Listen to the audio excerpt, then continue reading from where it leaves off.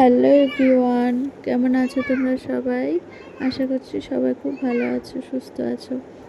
আমি মন চলে এসেছি একটা নতুন ব্লগ নিয়ে। আই হোপ আজকের ব্লগটা তোমাদের ভালো লাগবে। কি বলবো বলো, আমি তো অসুস্থ।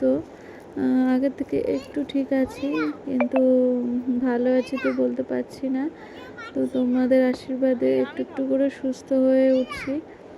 আর এদিকে দেখো, ইভানের জন্য, ইভানের দিম্মা ফল কেটেছে, আমার জন্যও কেটেছে, কিন্তু এত ফল তো আমি খেতে পারবো না। ইভানকে বলছি ইভান খাও, তো খাচ্ছে না, দুষ্টুমি করছে আর বলছে যে জামা ছিঁড়ে গেছে, জামা ছিঁড়ে গেছে, আমার জামাটা খুলে দাও। আমি বললাম যে বাবা এখন জামা খোলে না, পরে খুলো, স্নান করার সময় তখন খুলে দেব। তো তারপরে দেখো রাগ করেছে, রাগ করে ওইখানে গিয়ে চুপ করে দাঁড়িয়ে রয়েছে। আমি ডাকছি পাপা এসো, পাপা এসো, আসে না, এরকম দুষ্টুমি করতে থাকে। ওর দুষ্টুমিতে মাথা খারাপ, সারা বাড়ি মাত করে রেখে দিয়েছে। আবার একটু পর পরই বলে আমি রাগ করেছি, আমি রাগ করেছি। ওর আবার রাগ ভাঙাতে হয় সবার।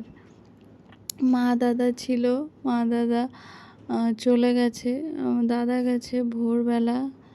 আর মা একটু আগে বেরোলো, কারণ আমার দিদি আবার অসুস্থ হয়ে পড়েছে, মাথা ঘুরে বলে পড়ে গেছে, সেই জন্য মা দৌড়াতে দৌড়াতে চলে গেছে। মাও আর কোন দিকে সামলাবে, এদিকে ছোটো মেয়ের শরীর খারাপ, ওদিকে বড় মেয়ের শরীর খারাপ, আর উনিও পাগল হয়ে গেছে। তো এই যে মা রান্নাবান্না করেই গেছিলো, মাছের ঝোল, ডাল আর ভেন্ডি আলু দিয়ে চচ্চড়ি তরকারি। তো ওই যে আমার খেতে দিয়ে নিজে না খেয়ে দৌড়ে চলে গেছে আর বৃষ্টির মধ্যে।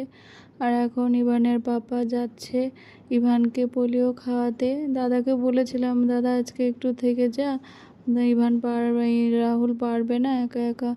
তো দাদা বললো আমার কাজ রয়েছে, আমার তো যেতেই হবে, আর আমি জানি মা থাকবে। আর ভোরবেলা দাদা চলে গেছে, আর মা এই দুপুর দুপুর একটু আগে বেরোলো, না খেয়েই কান্না করতে করতে বেরিয়ে গেছে। কারণ কী যে লেগেছে আমাদের জীবনের ওপর, আমার শরীর খারাপ, এর ওপর আমার দিদিরও ওরকম শরীর খারাপ। একটুও ভাল লাগে না, টেনশন করলেই আমার বুকে ধড়ফড় করে জানোই। আর এমনি অসুস্থর মধ্যে আবার যদি অসুস্থতা শুনি আরও কত কষ্ট হয়। আর আমার দিদি এমনি খুব শক্ত, আমার মধ্যে এত গলা না, মানে খুব শক্ত মনের মানুষ, কিন্তু তারপরেও কেন মাথা ঘুরে গেল কে জানি, তাই জন্য আর একটু টেনশন হচ্ছিল কি করব। তো আমি বললাম যাও। তা মা বেরিয়েছে বৃষ্টির মধ্যে, কিছু খায়নি, ভাত টাত না খেয়েই চলে গেছে। আর তারপরে ইভানকে নিয়ে একটু ঘুম পাড়িয়েছিলাম, আর ওর পাপাকে বললাম আমি তো ইভানকে সামলাতে পারবো না, ঘুম থেকে উঠলে তুমি আজকে আর ক্লাস নিতে যেও না, তুমি আজকে থাকো, কারণ আমি একা কিছুই পারবো না করতে। আর আমার শাশুড়ি মায়েরও খুব শরীরটা ভালো না, উনিও ওপর নিচ করতে পারবে না, আমিও করতে পারবো না। তো ওর বাবা থাকলে একটু সুবিধা হবে। আর মেন সমস্যা হচ্ছে ইভান একবার বলে নিচে যাব, একবার বলে ওপরে আসবে, এরকম দুষ্টুমি করতে থাকে। তা ওর বাবা বলল যে ঠিক আছে, তাহলে আমি আজকে বারণ করে দিচ্ছি যে আজকের ক্লাসে যাব না। আমি বললাম ঠিক আছে, সেটাই ভালো হয়, কারণ আমি একটু সুস্থ না হলে আমি ইভানকে সামলাতে পারবো না। এগুলি ঘর ভরা ভরা ছিল, দাদা মা দুজনেই ছিল, ইভানও খুব খুশি ছিল। এখন বাড়িটা পুরো ফাঁকা হয়ে গেছে, ওরও মন ভাল লাগছে না, দেখো কান্নাকাটি করছে, বাবা ও বিরক্ত হচ্ছে, আমিও ওর কান্না শুনতে পারি না, আমার ওর কান্না শুনলে খুব কষ্ট হয় আর খুব টেনশন হয় আর কি। যাই হোক, লেবু কেটেছিলাম, খাইনি, লেবুটা রয়ে গেছে, তো এখন ভাবছি লেবুটা খাই, খেয়ে শুয়ে থাকি, ভাল লাগছে না। তো তারপরে স্নান করে আসলাম, ও বলিও খেয়ে চলে আসলো। আর এদিকে ইভানের পাপাই নিচে থেকে ওপরে ভাত টাত সব নিয়ে এসেছে, আর এই যে গলা ভাত, আর এই যে মাছের ঝোল কাঁচকলা দিয়ে রান্না করেছে, সেটা দিয়ে ও খাবে, আর আমি গলা ভাতটাই খাবার। এখন যাচ্ছে হচ্ছে দোকানে, এখন পাপাকে বায়না করেছে খাবার খাবে, ঘরের খাবার আর ভাল লাগছে না, এখন বাইরে যাবে ঘুরতে, ঘুরে কিছু খাবার নিয়ে আসবে, এই জন্য বেরোচ্ছে। আর ওর পাপা বেরোলেই আবার চিল্লামিল্লি করবে। আমি বললাম ঠিক আছে, তুমি ওকে ঠান্ডা করে রেখে যাও, নইলে ওর বাবার সঙ্গে যেতে চাইবে কাজে। তো সেই জন্য এখন একটু আবার বাইরে বের করতে হচ্ছে ওকে।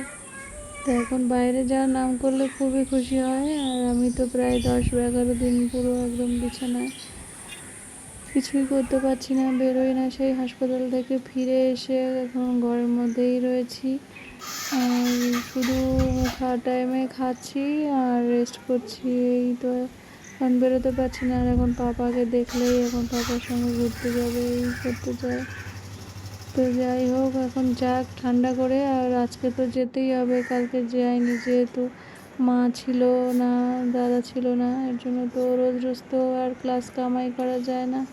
তো বললাম আজকে যাও, দেখি সামলাতে পারি কি না। আর এই দেখো কত জামা কাপড় মেলা।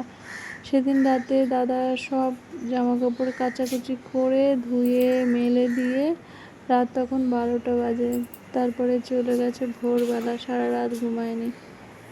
এইরকম পাগলামো করতে পারে, কি বলবো বলো। দাদাকে বারণ করলেও শোনে না, ও এমনি খুব কাজের মানুষ, আর কাজ পড়ে থাকলে কাজ করতে খুব ভালোবাসে আর কি। যাই হোক, এই যে ফিরে এসেছে আইসক্রিম বাউলি খরচা করে নিয়ে এসছে। তো এখন এটা নিয়ে ঠান্ডা করে ওর বাবা এখন যাবে ক্লাস করাতে। তো তারপরে আমি দেখি ওকে ঠান্ডা করে রাখতে পারি কি না, কারণ খাবার না দিলেও ঠান্ডা করে রাখা যায় না। নিচে যাওয়ার জন্য বায়না করবে, আর আমি তো সিঁড়ি ভাঙতে পারবো না, আর মায়েরও পায়ে ব্যথা, মাও আসতে পারবে না, এই সমস্যা। তো দেখা যাক, কয়েকদিন এরম করেই চলতে হবে, যেহেতু মা নেই। মা থাকলে একটু ভালো হতো, না নইলে আবার ওখানে যেতে হবে, ওখানে ঠাকুমা আছে, ঠাকুমা যদি একটু দেখে আমার একটু সুবিধা হয়। তারপরে সন্ধ্যার দিকে আবারও ঠাকুমা চকলেট এনে দিল, সেই চকলেট খাচ্ছে। আমি ওর বিকালবেলা একটু মাথা টাথা আছড়ে, রোজ মা মাথা আছড়ে দিত, চুল বেঁধে দিত, কিন্তু মা নেই, মারকে খুব মিস করছি। কী করব, এখন তো নিজেরটা নিজে একটু একটু করে করতে হবে, কী করব বলো। তারপরে রাত্রেবেলা এই যে রুটি আর হরলিক্স নিয়েছি, খেতে ইচ্ছে করছে না, তো তারপরে ওষুধ তো খেতে হবে, তো রুটি আর হরলিক্স খাবো। আর ওর জন্য যে ওর পাপা ট্রেন থেকে পাঁপড় এনেছিল, পাঁপড়টা খাচ্ছে। তো আমি বললাম বাবা পাঁপড় খায় না, তুমি ভাত খাও। তো ডিম দিয়ে পেঁয়াজ দিয়ে আমি বললাম একটু ঘি দিয়ে ভেজে নিয়ে আসো, তাহলে ওই ভাতটা খেতে পারবে, খাবে আর কি। একটু টেস্ট ছাড়া খায় না ভাত, কারণ দুপুরবেলা পায়খানা করার পরে আর ভাত টাত কিছু খায়নি, এটা ওটা খেয়ে রয়েছে, তো ভাত খেলে পেটটা ভরবে। আর আমি এই এখন 7টা 7:30 বাজে, এখন এই একটা রুটি আর হরলিক্স খেয়ে ওষুধ খেয়ে শুয়ে পড়বো, কারণ আর বেশি রাত করে আর খাই না, তাড়াতাড়ি শুয়ে পড়তে হয়। ঘুমের ওষুধ দিয়েছে, তো খেলেই ঘুম পেয়ে যায়, কী করবো আর। যাই হোক, আর চা খাওয়া ছেড়ে দিয়েছি, চা আর খাবো না, চা ছাড়া চলতো না, আর এখন চা একদমই খেতে পারি না, মানে খাই না, আর বাঁচাটাই দরকার। তো ইভানের পাপা গেছে, ও রাতে রুটি খাবে, রুটি আর আম খাবে বলছিল। আর এখন মা দাদা নেই, তো আমারও মনটা ভাল লাগছে না। সবাই ছিল, ঘরটা ভরা ভরা ছিল, তো ভাল লাগছিল। তো এখন ফাঁকা হয়ে গেছে, কি করবা, সবাই কদিন বা থাকবে তাই না, সবার এক না একদিন তো যেতেই হবে। তো ভাবছি নিজেরটা নিজে করার একটু চেষ্টা করছি, দেখি কি করি। আর এই যে দেখো ভাত এনে দিয়েছে, জানি না কতটা খাবে। তো চলো আজকের ব্লগটা এখানে এন্ড করছি, তোমরা ভালো থেকো, সুস্থ থেকো, টাটা, গুড নাইট।